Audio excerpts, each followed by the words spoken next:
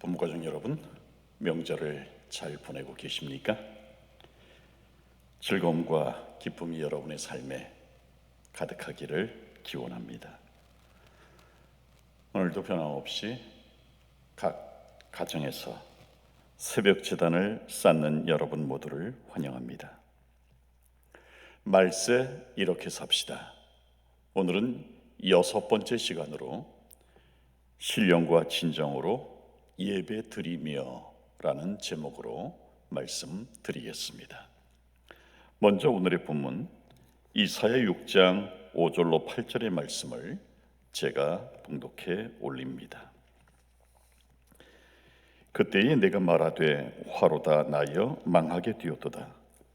나는 입술이 부정한 사람이요 입술이 부정한 백성 중에 거하면서 만군의 여호와이신 왕을 배웠음이로다. 때에 그 스라비 하나가 화조로 단에서 취한 바 핀 숯을 손에 가지고 내게로 날아와서 그것을 내 입에 대며 가로되 보라 이것이 네 입에 닿았으니 네 악이 제하여졌고 네 죄가 사하여졌느니라 하더라. 내가 또 주의 목소리를 들은즉 이르시되 내가 누구를 보내며 누가 우리를 위하여 갈고 그때에 내가 가로되 내가 여기 있나이다 나를 보내소서. 아멘.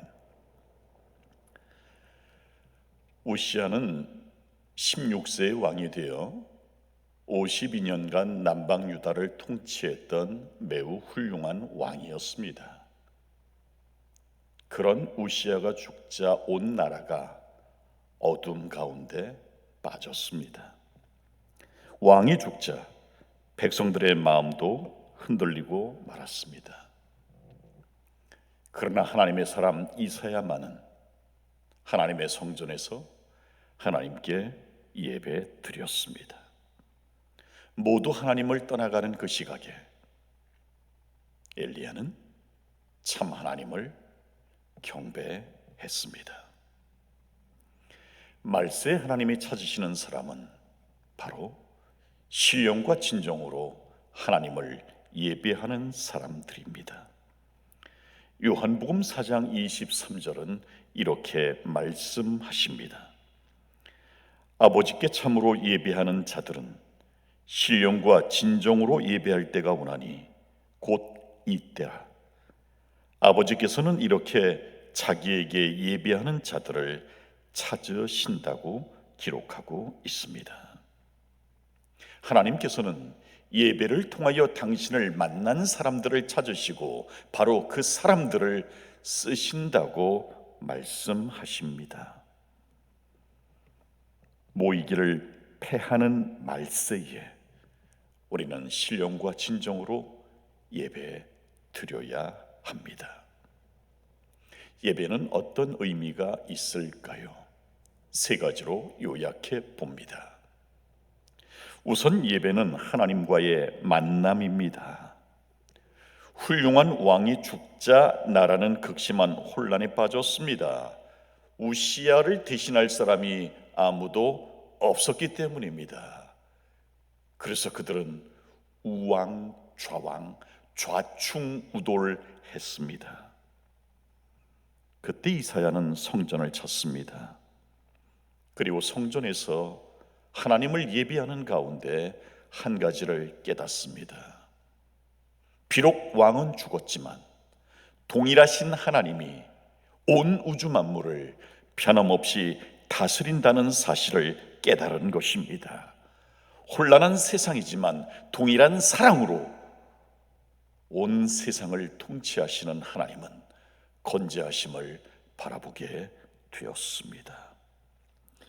이 사실을 발견한 순간 하나님의 영광이 성전에 가득 찼습니다.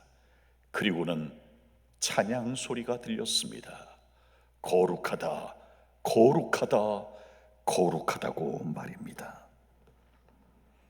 이사야는 하나님을 예배할 때 하나님을 만났고 이사야는 하나님을 예배할 때 하나님의 영광을 경험했습니다. 그렇습니다. 예배는 하나님을 만나게 합니다. 그리고 예배는 하나님의 영광을 체험하게 만듭니다. 여러분, 예배는 죄인이 하나님을 만나는 길입니다. 그래서 힘들수록 더 하나님을 가까이 하고 힘들수록 더 예배를 회복해야 합니다. 말세에 나와 내 집이 사는 방법은 예배를 회복하는 일입니다. 엘리야가 무너진 제단을 회복했을 때 하늘에 불이 내렸습니다. 그리고 850대 1의 영적인 전쟁에서 엘리야는 승리했습니다. 무너진 단을 다시 회복하자 하나님의 능력이 임했습니다. 분명한 사실은 하나님께서는 예배를 통하여 내게로 다가오신다는 사실입니다. 그래서 예배는 하나님과의 만남인 것이지요. 또한 예배는 용서의 지름길입니다. 하나님의 영광을 본 이사야는 깊은 고민에 빠지기 시작합니다. 왜냐하면 당시의 통념으로는 하나님을 본 사람은 도저히 살아남을 수 없기 때문입니다. 하나님의 영광 앞에서 버틸 수 있는 건 아무것도 없었습니다. 그래서 이사야는 한탄합니다. 오호라 나여 죽게 되었도다라고 말입니다. 하지만 예배 중에 이사야는 타는 숯불을 경험합니다. 자신의 부정한 입술을 거룩한 제단의 숯불로 정결케 하시는 은혜를 받습니다. 그 숯불은 바로 제단에 피어있는 숯불이었습니다. 다시 말해 예배 때 주어진 말씀의 결과로 이사야는 정결케 된 것입니다. 예배와 말씀을 통하여 이사야는 정결해졌고 살아남을 수 있었습니다. 그래서 예배는 용서의 지름길입니다. 하나님과 더불어 아직 해결하지 못한 죄가 있다면 하나님을 바로 예배하시기 바랍니다. 신령과 진정으로 하나님을 예배하면 하나님은 제단에 피는 숯불을 통하여 우리의 모든 죄를 정결케 하실 것입니다. 또한 예배는 우리로 사명을 갖게 합니다. 예배를 통하여 하나님을 만난 이사야는 누가 우리를 위하여 갈고라는 부르심에 망설임 없이 내가 여기 있나이다 나를 보내소서라고 대답합니다. 다시 말해 진실한 예배자는 사명을 가집니다. 우시야 시절에 남방 유다는 외부적으로는 강해 보였지만 내부적으로는 썩어 있었습니다. 심한 타락 가운데 빠져 있었습니다. 타락한 백성들에게 보냄받은 것이 바로 이사야의 사명이었던 겁니다.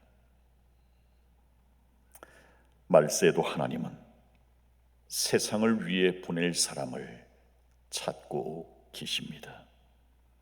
예배를 통해 하나님을 만난 사람, 예배를 통해 용서를 경험한 사람을 지금도 찾고 계십니다. 왜냐하면 말세에 필요한 사람은 바로 사명을 가진 사람이기 때문입니다.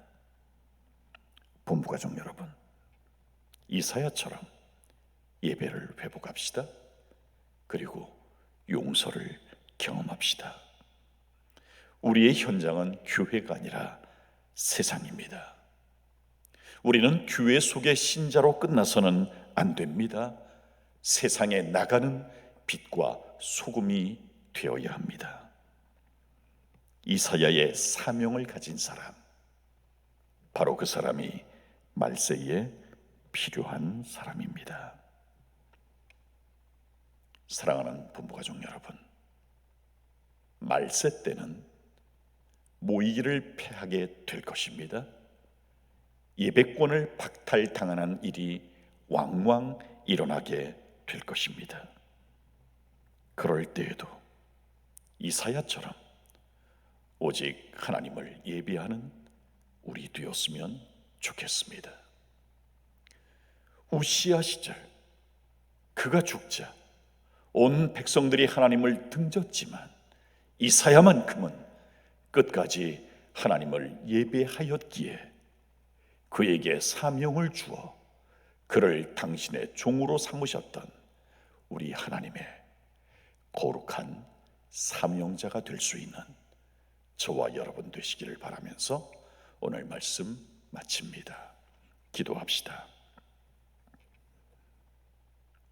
사랑과 자비가 많으신 우리의 아버지, 명절을 맞이하여 원근 각처로 흩어져 있는 사랑하는 본부가족들을 기억하여 주시옵시고, 말세에도 변함없이 신령과 진정으로 하나님만을 예배하는 예배자들 되게 하옵시기를 사랑과 자비가 많으신 예수님의 이름으로 기도하옵나이다. 아멘.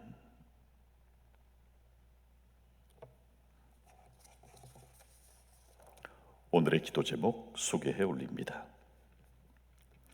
영혼 구원 사업에 나를 온전히 사용하실 수 있도록 기도해 주십시오. 전도회를 준비하는 모든 손길 위에 하나님의 능력이 더하도록 기도해 주십시오. 오늘은 차인용 장로님의 영혼들인 정태식님, 오태준님, 김도윤님과 신수경님이 예수님의 사랑을 경험하고 주님 품으로 돌아올 수 있도록 기도해 주십시오.